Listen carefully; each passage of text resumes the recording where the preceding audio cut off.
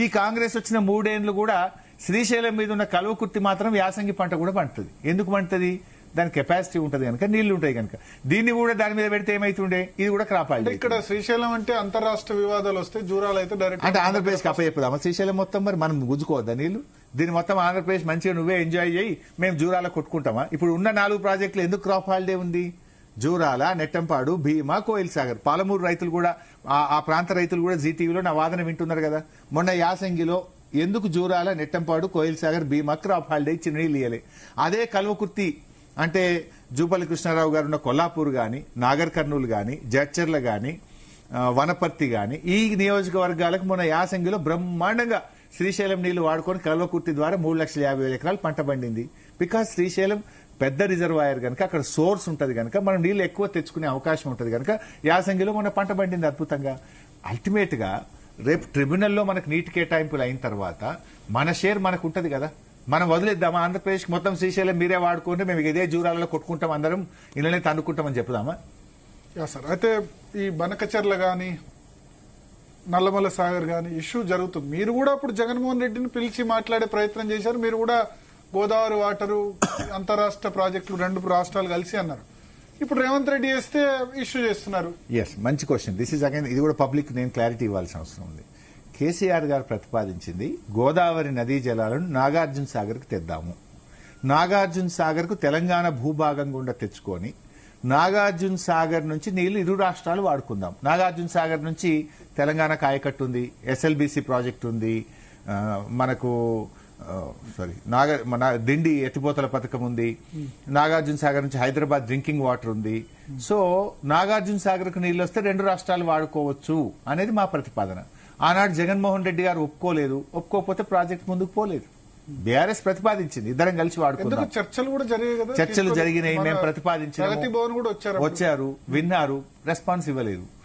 మేము వెనక నుంచే తీసుకుపోతాము, మీకు నాగార్జున సాగర్ దేము ఇప్పుడు ఏదైతే చంద్రబాబు గారు అన్నటువంటి వెనక నుండి తీసుకుపోతామంటే బీఆర్ఎస్ దానికి ఒప్పుకోలేదు, ప్రాజెక్ట్ ముందుకు పోలేదు. కానీ ఇప్పుడు రేవంత్ రెడ్డి దానికి ఒప్పుకుంటున్నాడు. ఏది? పోలవరం నుంచి బనకచెర్ల తీసుకుపోతాం, పోలవరం నల్లమల సాగర్ కు మీరు ఒప్పుకుంటున్నారు. మేము ఆ రోజు ఒప్పుకోలేదు కనుకనే ముందుకు ఒప్పుకోలేదు. కానీ వెనకకెళ్ళి సంతకాలు పెడుతుంది. ఇప్పుడు అందుకు ప్రాజెక్ట్ డిపిఆర్ సుప్రీంకోర్టు పోతే నువ్వు ముందేమో వ్రిట్ వేస్తావు, వ్రిట్ ఉత్తదే డిస్మిస్ అయిపోయింది. వ్రిట్ అయినాక మొన్న ఏం చేసినావు? ఎస్ఎల్పి వేసినావు. ఎస్ఎల్పి కూడా మొన్న ఉత్తదే అయింది. సంవత్సరం అయింది. సంవత్సరం నుంచి ఇంతవరకు స్టే కూడా రాలే. సంవత్సరం. అట్లాగే నల్లమల సాగర్ పర్మిషన్ కూడా రాలేదు. సిడబ్ల్యూసీలో యాక్టివ్ కన్సిడరేషన్ లో ఉంది, రిజెక్ట్ కాలేదు డిపిఆర్. ఇంతవరకు డిపిఆర్ ముందుకు పోలేదు. బనకచెర్ల కూడా still it is under the consideration of CWC. Banakacherla, Nallamala Sagar both are same. వాళ్ళు జర ఏమైందంటే బనకచెర్ల అన్నప్పుడు ఏమైందంటే మేము లేవనెత్తినాం. ఏమని? బనకచెర్ల ఇస్ కృష్ణ, మనకేముంది? పోలవరం గోదావరి నదీ జలాలను కృష్ణాకు మళ్లిస్తే మనకు పైన ఎగువ రాష్ట్రానికి నీళ్లు రావాలి. 45, 35 కర్ణాటక, మహారాష్ట్ర, 45 అబో నాగార్జున సాగర్.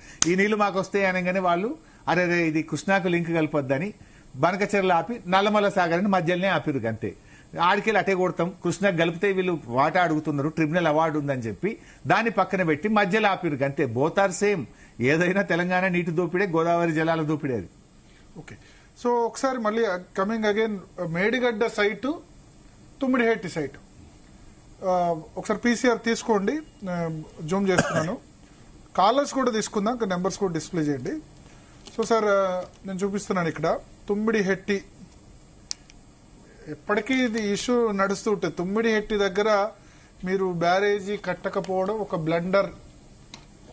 కట్టి ఉంటే ఈ సిచ్యువేషన్ వచ్చే కాదు. 16 లో మీరు అప్పుడు మహారాష్ట్ర మీరు కూడా వెళ్ళారు, దేవేంద్ర ఫడ్నవీస్, మీరు ఇరిగేషన్ మినిస్టర్ ఉండగానే. ఇది 148 FRL 148 కాకుండా 150కి చేసినా అయిపోయి ఉండేది. గుడ్. అయిపోతే ఆన్సర్. సరే, మళ్ళీ మేడిగడ్డ కట్టిన తర్వాత టాక్ అబౌట్ తమ్మిడిహెట్టి. మీరు సగంలో వదిలేస్తే ఎట్లా? తమ్మిడిహెట్టి కట్టకపోవడం బ్లండర్ అని మీరు కామెంట్ చేసిండ్రు. Let me answer the question. అసలు ప్రాణహిత చేవెళ్లకు ఎప్పుడు శంకుస్థాపన వచ్చింది, ఎప్పుడు జీవో వచ్చింది? 2006. 2006లో రాజశేఖర రెడ్డి ప్రభుత్వం ప్రాణహిత చేవెళ్ల ప్రాజెక్టుకు ఫస్ట్ జీవో ఇచ్చింది, 17,000 కోట్లు. 2007లో 34,000 కోట్లకు జీవో ఇచ్చిండ్రు. 2008లో 40,000 కోట్లతోని డిపిఆర్ సిడబ్ల్యూసీకి పంపిండ్రు. 2007 నుంచి 2014 8 సంవత్సరాలు కాంగ్రెస్ ప్రభుత్వం ఈ రాష్ట్రంలో అధికారంలో ఉంది. మహారాష్ట్రలో కాంగ్రెస్, ఇక్కడ కాంగ్రెస్, ఢిల్లీలో కాంగ్రెస్. 8 ఏండ్లు మీరు అధికారంలో ఉండి తమ్మిడిహట్టి ఎందుకు గట్టలేదు? నంబర్ 1. తమ్మిడిహట్టికి ఎందుకు మహారాష్ట్రను ఒప్పించలేదు? ఈ 3 చోట్ల కాంగ్రెస్ ఉండి అల్టిమేట్ పవర్ ఉండి 8 ఏండ్లలో మీరు తమ్మిడిహట్టి కట్టని మీరు మమ్మల్ని అడిగే హక్కు ఎక్కడిది? నంబర్ 1. నంబర్ 2, ఇది మహారాష్ట్ర ముఖ్యమంత్రి ఆనాటి మన ముఖ్యమంత్రికి రాసిన లేఖ. ఏం రాసింది ఇందులో? It is also requested that the state government should not proceed with Prithviraj Chauhan అది లెటర్ రాసింది. ఇది పృథ్వీరాజ్ చౌహాన్, మహారాష్ట్ర ముఖ్యమంత్రి మన ముఖ్యమంత్రి కిరణ్ కు లెటర్